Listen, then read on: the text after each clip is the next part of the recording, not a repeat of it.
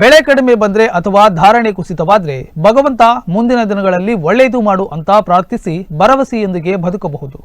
ಆದರೆ ಪ್ರಕೃತಿಯೇ ಮುನಿಸಿಕೊಂಡು ತಿರುಗಿ ಬಿದ್ರೆ ಯಾರಲ್ಲಿ ಮೊರೆ ಇಡುವುದು? ಇದು ಜಿಲ್ಲೆಯ ಅಡಿಕೆ ಬೆಳೆಗಾರರ ಅಳಲಾಗಿದೆ. ಎಲ್ಲೆಂದರಲ್ಲಿ ಮುರಿದು ಬಿದ್ದಿರುವ ಅಡಿಕೆ ಮರಗಳು, ಸಮೃದ್ಧವಾಗಿ ಬೆಳೆದ ಮರಗಳೇ ಮುರಿದು ಬಿದ್ದಿವೆ. 3-4 ಕೊನೆಗಳಿರುವ ಮರಗಳೇ ಬುಡ ಸಮೇತ ನೆಲಕ್ಕುರುಳಿವೆ. ಇದನ್ನು ನೋಡಿದ್ರೆ ಯಾರಿಗೆ ತಾನೇ ಹೊಟ್ಟೆ ಉರಿಯಲ್ಲ ಹೇಳಿ. ನೀರು ಗೊಬ್ಬರ ಹಾಕಿ ಇಷ್ಟೆತ್ತರಕ್ಕೆ ಬೆಳೆಸಿದವರಿಗೆ ಮಾತ್ರ ಆ ನೋವೇನು ಅನ್ನೋದು ಗೊತ್ತಾಗುವುದು.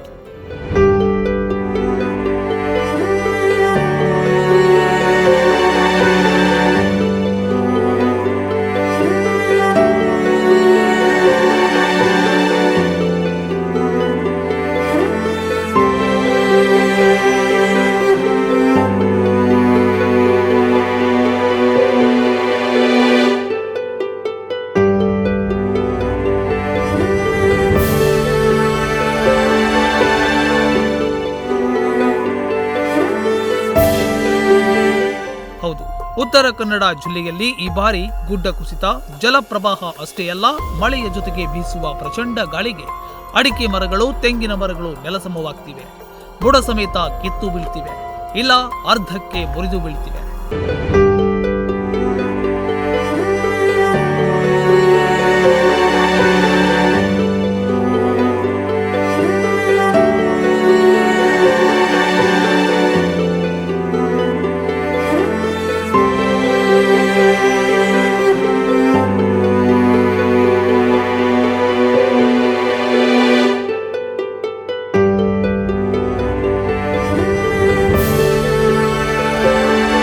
ಕಳೆದ 3-4 ದಿನಗಳಿಂದ ಬೀಸುತ್ತಿರುವ ಪ್ರಚಂಡ ಗಾಳಿಗೆ ಮಾಗೋಡಿನಲ್ಲಿ ಟಿಜಿ ಹೆಗಡೆಯವರ ತೋಟದಲ್ಲಿದ್ದ 22 ಅಡಿಕೆ ಮರಗಳು ಮುರಿದು ಧರೆಗುರುಳಿವೆ. ಸಮೃದ್ಧವಾಗಿ ಅಡಿಕೆ ತುಂಬಿರುವ 3-4 ಕೊನೆಗಳಿರುವ ಮರಗಳೇ ಮುರಿದು ಬಿದ್ದಿವೆ. ಕಳೆದ ಜೂನ್ ತಿಂಗಳಿನಿಂದ ಈ ತನಕ ಸುಮಾರು 50ಕ್ಕೂ ಹೆಚ್ಚು ಮರಗಳು ಮುರಿದು ಅಥವಾ ಬುಡ ಸಮೇತ ಕಿತ್ತು ಧರೆಗುರುಳಿವೆ.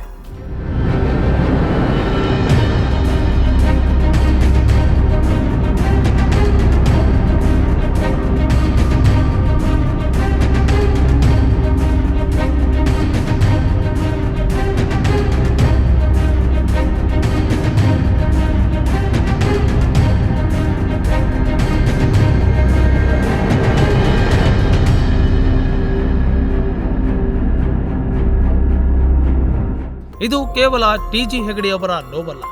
ಇಡೀ ಜಿಲ್ಲೆಯಲ್ಲಿ ಲೆಕ್ಕವಿಲ್ಲದಷ್ಟು ಕಡೆ ತೋಟದಲ್ಲಿ ಅಡಿಕೆ ಬೆಳೆಗಾರರ ಕತೆ ಹೀಗೆ ಆಗಿದೆ. ಪ್ರತಿ ವರ್ಷ ಮಳೆಗಾಲದ ಆರಂಭದ ದಿನಗಳಲ್ಲಿ ಗಾಳಿ ಮಳೆಯ ಹೊಡೆತಕ್ಕೆ ಸಿಕ್ಕು ಮರಗಳು ಮುರಿದು ಬೀಳುವುದು ಸಾಮಾನ್ಯ ಸಂಗತಿ. ಆದರೆ ಆ ಬಗ್ಗೆ ಅಡಿಕೆ ಬೆಳೆಗಾರರು ಅಷ್ಟೊಂದು ತಲೆ ಕೆಡಿಸಿಕೊಳ್ತಿರ್ಲಿಲ್ಲ. ಯಾಕಂದ್ರೆ ಪ್ರತಿ ವರ್ಷವೂ ಅಡಿಕೆ ಸಸಿಗಳನ್ನ ನೆಟ್ಟು ತೋಟದಲ್ಲಿ ಮರಗಳ ಸಂಖ್ಯೆ ಕಡಿಮೆಯಾಗದಂತೆ ಕಾಯ್ದಿಟ್ಟುಕೊಳ್ಳುತ್ತಿತ್ತು. ಆದ್ರೀಗ ಅದು ಸಾಧ್ಯವಾಗ್ತಿಲ್ಲ. ಯಾಕಂದ್ರೆ ಹೆಚ್ಚು ಕಡಿಮೆ ಕಳೆದ 10 ವರ್ಷಗಳಿಂದ ತೋಟಗಳಿಗೆ ಹಂದಿಗಳ ಕಾಟ ವಿಪರೀತ ಜಾಸ್ತಿಯಾಗಿದೆ. ನೆಟ್ಟಂತಹ ಅಡಿಕೆ ಸಸಿಗಳು ಬೆಳೆದು ಮರವಾಗಲು ಹಂದಿಗಳು ಬಿಡುತ್ತಿಲ್ಲ. ಸಸಿಗಳನ್ನ ಮುರಿದು ನಾಶ ಮಾಡ್ತಿವೆ. ಯಾವ ತರಹದ ಬೇಲಿಗಳನ್ನ ಮಾಡಿಕೊಂಡ್ರೂ ಅದರಲ್ಲಿಯೇ ಕಳ್ಳ ಮಾರ್ಗಗಳನ್ನ ಮಾಡಿಕೊಂಡು ತೋಟಕ್ಕೆ ನುಗ್ಗಿ ಹಾವಳಿ ನಡೆಸುತ್ತಿವೆ. ಈ ಕಾರಣದಿಂದಾಗಿ ತೋಟದಲ್ಲಿ ಅಡಿಕೆ ಮರಗಳ ಸಂಖ್ಯೆ ಗಣನೀಯವಾಗಿ ಇಳಿಮುಖವಾಗುತ್ತಿದೆ. ಇದರ ನಂತರ ಮಂಗಗಳ ಕಾಟವು ತುಂಬಾ ಹೆಚ್ಚಾಗಿದೆ. ಕೊನೆಗಳಲ್ಲಿ ಅಡಿಕೆಗಳು ಬೆಳೆಯುವ ಮೊದಲೇ ಎಳೆ ಅಡಿಕೆಗಳನ್ನೇ ಕೊಯ್ದು ಅರೆಬರೆ ತಿಂದು ಬಿಸಾಡುತ್ತಿವೆ. ಹಾಗಾಗಿ ಇದ್ದ ಮರಗಳಿಂದಲೂ ಕೂಡ ರೈತರಿಗೆ ಅಡಿಕೆ ಬೆಳೆ ಮಾತ್ರ ಕೈಗೆ ದೊರಕುತ್ತಿಲ್ಲ. ತೆಂಗಿನ ಬೆಳೆಗೂ ಕೂಡ ಇದೇ ತಾಪತ್ರಯ. ಇದರಿಂದ ಅಡಿಕೆ, ತೆಂಗು ಬೆಳೆಗಳನ್ನೇ ಅವಲಂಬಿಸಿಕೊಂಡು ಬದುಕನ್ನ ಕಟ್ಟಿಕೊಂಡವರಿಗೆ ಈ ಎಲ್ಲಾ ಪರಿಸ್ಥಿತಿ ತುಂಬಾ ಆತಂಕಕಾರಿಯಾಗಿ ಪರಿಣಮಿಸುತ್ತಿದೆ. ನುಡಿಸಿರಿಗಾಗಿ ಮಾಗೋಡ್ನಿಂದ ಟಿಜಿ ಹೆಗಡೆ.